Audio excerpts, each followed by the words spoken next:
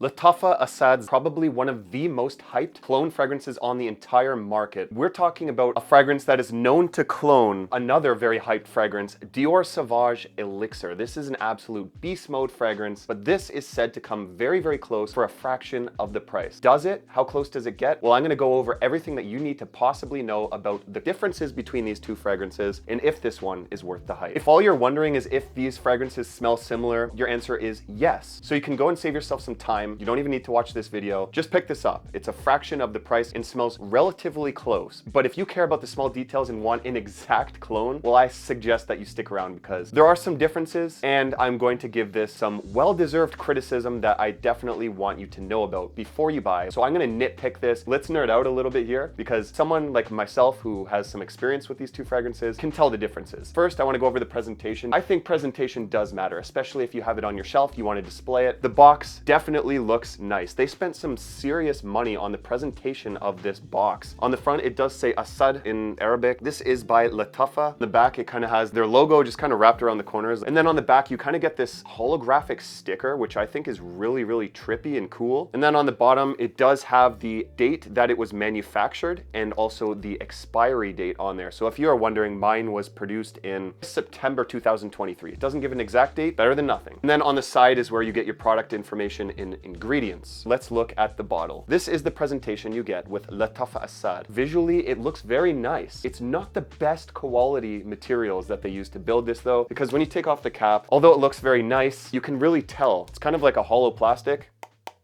I mean, really doesn't matter. On a shelf alone, this kind of looks like attention grabbing. It grabs people's attention and they kind of want to know what that is. It looks luxurious, but when you feel it, I mean, some of the quality of the materials and stuff, it doesn't really match how it looks. Like it feels very cheap in the hand. And then on the bottom, it just says the concentration of the fragrance, which is eau de parfum, and where it's made, which is the UAE. Some of you might not even know what this smells like. I think it's important to discuss. Then we can kind of discuss where Lattafa Asad differs, because there are some slight differences. Dior Sauvage Elixir is basically known for taking kind of an old school smelling DNA, modernizing it, and making it absolutely nuclear. This is probably one of the strongest fragrances in the designer world. Basically what you get is kind of a dried out nutmeg feel, which kind of gives it this dry, woody, spicy quality in the background. It has a little bit of licorice, which provides a kind of unique sweetness to it that you could attribute to like black licorice. It also has a little bit of an amber smell. It's slightly sweetened, and it's basically just an aromatic lavender in the background. Like I said, old school smelling fragrance, but done in a nice, modernized way. It's super powerful, masculine, assertive, and very, very strong. That is what this fragrance is mostly known for. It is also not a very blind buy safe fragrance because it does kind of smell a little bit more mature. I highly suggest that you test it in stores before you even think of buying Lattafa Asad. What's the point if you don't like that smell of a fragrance? What are you getting out of Lattafa Asad? Before I discuss what I'm getting as differences, let's discuss the listed notes on the most trusted source, Fragrantica. I don't even know if these notes are accurate, but hey, top notes are black pepper, tobacco, pineapple. The mid notes, patchouli, coffee, and iris. And the base notes, vanilla, amber, drywood, benzoin, and labdanum. So you may be wondering, where does Lattafa Asad differ from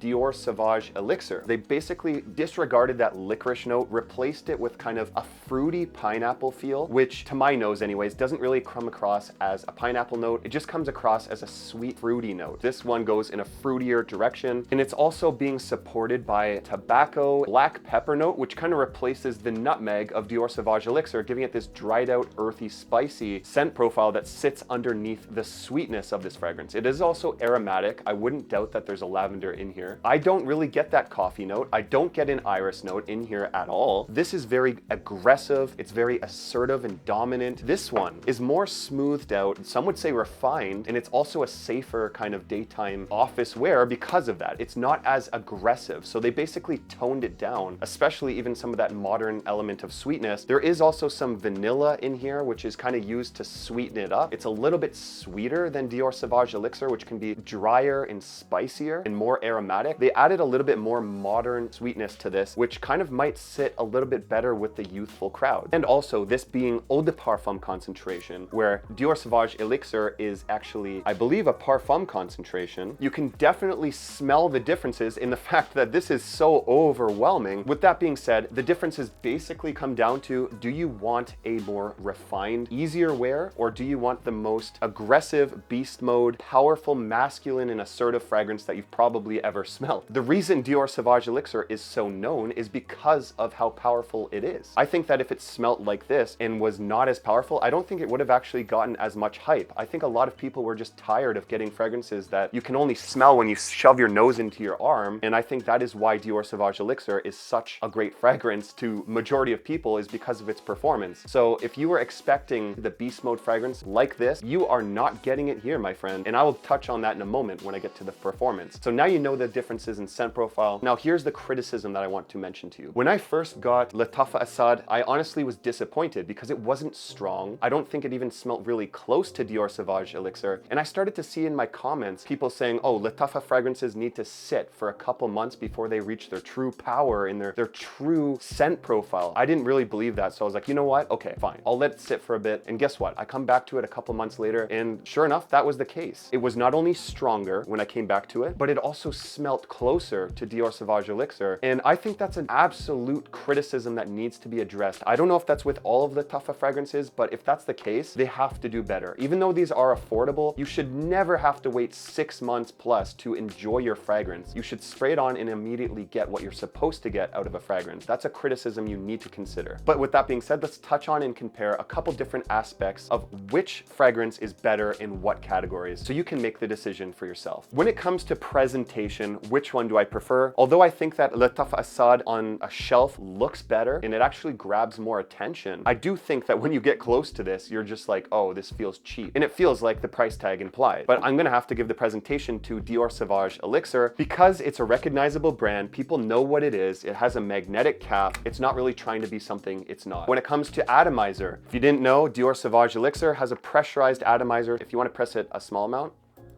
will come out. If you want to press it a lot will come out, and that will be a fire hose that will fill your room for weeks. Lattafa Asad, the atomizer is actual garbage, okay? It's just a slight spray. Which one wins in the longevity department? Hands down, Dior Sauvage Elixir. So with Lattafa Asad, you're basically getting around 7 to 8 hours. That's still not bad, especially for an eau de parfum concentration. That's pretty average to actually good. Like, I think that this is actually performing quite well, especially for the price. But when it comes to Dior Sauvage Elixir, you're getting like a 24-hour performance out of this fragrance. It's projecting in the 7 to 8 hour mark still, but will last on your skin and clothes days. What about projection? By far, Dior Sauvage Elixir wins in the projection category because this is probably one of the strongest fragrances that I own. It projects like 6 to 8 feet in the first hour. I'm not even kidding. It's probably too much for most people, and that's why I recommend spraying maybe 1 or 2 sprays of Dior Sauvage Elixir because of how strong it is. So in the projection category, this is only like maybe like 1.5 feet or about 1 foot after the first hour. That's not bad. Like, it does kind of present itself as more of a refined scent profile, and it does perform that way too. Projection, I'm gonna give the edge to Dior Sauvage Elixir, but it really just depends on what you're looking for, because in some situations, Lattafa Asad can be the better choice. Now, the quality of ingredients, Dior Sauvage Elixir wins in again, but I gotta say that this definitely punches above its price point. It doesn't smell cheap and synthetic, really. It really smells like they put a lot of money into the ingredients in here, but it just does not match Dior quality. Price point, by far, Lattafa Asad wins. Dior Sauvage Elixir is very, very expensive. For a 60 ml, you're looking at $235 Canadian, which is crazy. For this one, $200 less Canadian. And it's not just for a 60 ml, it's for a 100 ml. When it comes to versatility, Lattafa Asad is the more versatile fragrance. I actually think that it's a little bit better suited for year-round and more situations. You could wear this to the office, you could wear it out with your friends, you could wear it to school, and you're not going to overwhelm people. Where this one, as much as I think it's a very, very good fragrance, very loud, it's almost hard to wear because of how loud and aggressive it is. So versatility, I have to say, Lattafa Asad gets a little bit of an edge, and some people might prefer it more because of that. So you're probably wondering, which one should you get? I think that you should probably get Lattafa Asad if you like the scent profile, but thought that the elixir was just a little bit too much. I'll be honest when I say that every single time that I'm